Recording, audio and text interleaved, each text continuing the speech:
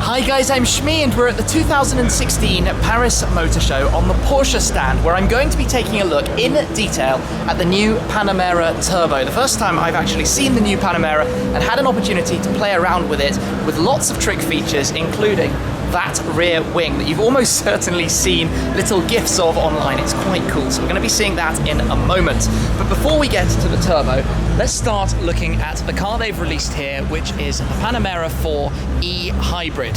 So in white instead of the grey, this car introduces, I guess, the third vehicle to Porsche's hybrid lineup, alongside the 918 Spider and the 919 Le Mans car.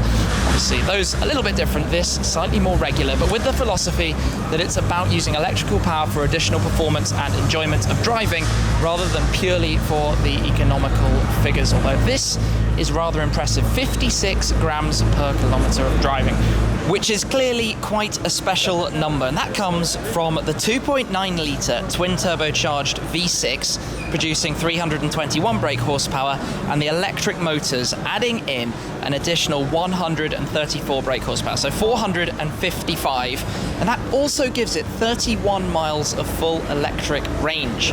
Now, from a design point of view, let's take a little look around this, because obviously big change is having slightly more space up here.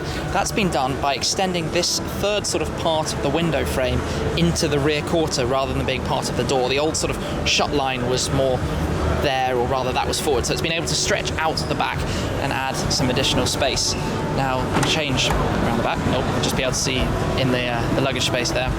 See in the back some decent space. I was going to say the new style of the Porsche logo, but I'll show you that in a moment. Like the way, obviously, they've got it plugged in here. Just a quick reminder, 8-speed PDK gearbox, and that's a pretty crazy number. Fuel economy, I'm not sure what that translates to exactly in miles per gallon, but let's just say it's a pretty impressive number. So let's leave the E-Hybrid behind and move to the Turbo. In here, we've got the 4-litre twin-turbo V8, producing 550 horsepower. Speeds and performance out of this thing are very impressive. I should also add, there is also the diesel version that can do 189 miles per hour, making it the fastest diesel. But back to the Turbo. With the two cars, you can see in the background, obviously the styling is more aggressive around the front. You've got these sort of enhanced inlets or intakes for cooling. You've got the new headlights, which just have this really cool 4-light design, very striking in the eyes there.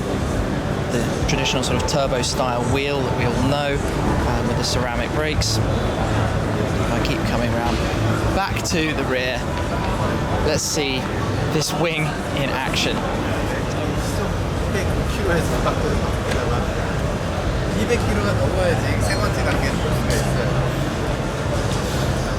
Let's take a quick look at the engine in here then. I'll open the front. Mark's just inside, he's going to show us through the internals in a second, but that's what's making it the beast run. 4-litre V8 turbo. Shut that back down and head to the interior to have a little look through some of the systems and controls and options and the like inside the Panamera Turbo. Here we are then, and this is pretty cool. Hi Mark. Hello. You've been sat in here learning and playing, and I'm just going to say straight away, this screen is ginormous, and you've got 2 digital displays there behind the steering wheel that can show all sorts of different modes and settings, and it's the wheel from the 918 with the drive selector down there too, with the different modes, Sport, Sport Plus, Individual, and the sort of hot lap or sport response button in the centre, which would again raise the wing and all of that stuff. So, where on earth do we start with the interior of the Panamera? Let's sort of think options. Panoramic roof, that opens with, is it this? Nope. Oh, I would do it the wrong way, wouldn't I? That's the cover. Can we open the glass? Yeah, there we go. Open up the roof. Lots and lots of controls for different things in here. Home link for your garage. Okay, all of that. 8-speed PDK. This new sort of haptic responsive touch panel, suspension settings, seat cooling, temperatures, climate, air conditioning, and your media and settings. So, on the display, we've got, let's go through these things. Radio, oh that's nice, with the different radio stations. List mode. Phone. I guess other people here who have been calling themselves or whatnot. The nav. This display is beautiful and it loads so quickly. Just look at that nav screen. The way you can view around. It shows you all the buildings. That is very neat. So this is a little tour of Paris right now. Can we see some exciting parts of Paris? How do we do that? Zoom out? I don't know where I am in Paris. So I don't know. Well, you zoom it out and I'll show you where we are in Paris. We're at the motor show. Right, this is like the centre of Paris. So this is where the... can you double tap? Yes, you can. This is where the Eiffel Tower is. So if I zoom in here... There we go. How cool is that? You see all the other buildings as well. Okay, that's kind of nice. Drive mode. Settings. Sports or plus, normal, suspension settings, ride height. Okay. And this is where you do the spoiler. Keep the button pressed to retract. Very neat. Climate settings. There's a lot in here, clearly. So this central vent here is very, very controllable. So you can move it around and the literal vents inside there are moving with your finger on the display. That works quite neatly. Okay, different air settings and the like. Wait, what happens if we turn it off? If you turn it off, does that close it? Do you have to go completely off? Mm-hmm. Off. There we go, and it shuts up. Open that back up. So we've got a lot of settings and things you can play with on this. Oh, and you can do the rear too. I'm going to jump in the rear in a second. Parking, rear camera, lane change, lane keep, car settings. Goodness. Okay, literally, let's not go through everything, but car jack, snow chain mode, trip info, sport chrono pack with the chronograph there. This is quite interesting. Apps. These are apps. We could spend forever playing through all of this. You can have your agenda from your phone via the event info in your... But what I'm liking is how neat that screen is, because it's slightly curved as well, integrated into everything around. The carbon inlays, all the sort of other controls.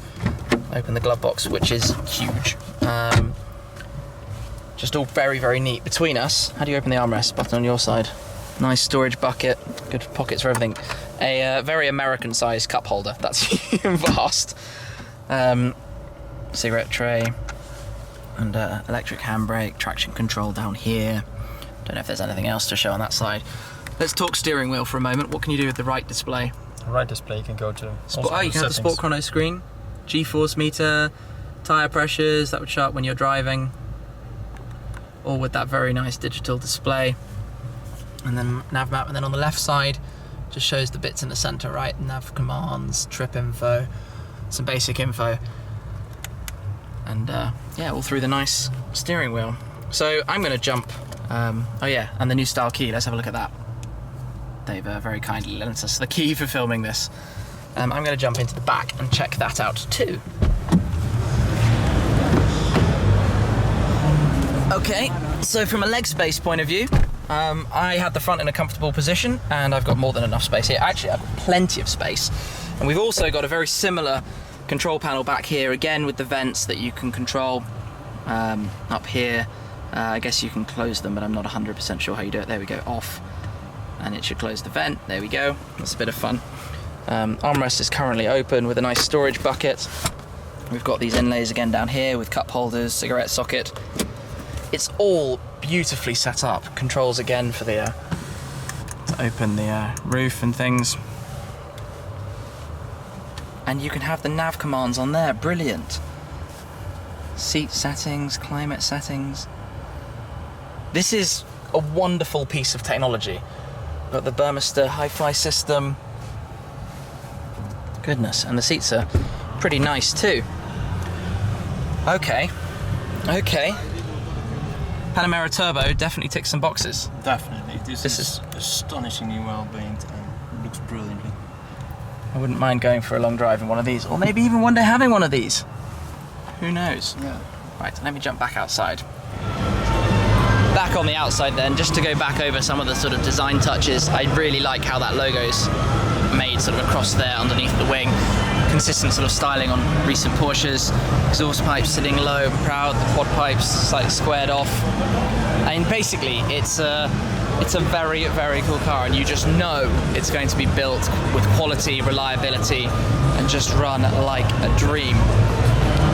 So that was a pretty in-depth look at the Panamera Turbo and some of these sort of systems, controls, and the like. But while I'm here, we're also going to head and take a look at what else is on the stand. Normal Panamera 4S in sapphire blue, a colour I'm rather keen on, fond of. Obviously my GT4 is in that colour. If we come through, we're going to get to the Macan, which has the new performance package. First though, the 718 Cayman S. Of course, 4-cylinder engines, but probably still quite a good drive. I've not been behind the wheel of one yet myself, but again, that sort of design styling that I mentioned before. We've got the Targa 4, and I'll come through to the Macan, which is now the turbo with the performance package. 40 horsepower more than the previous Macan, not a Turbo S. Stiffer suspension springs and the like as well in that.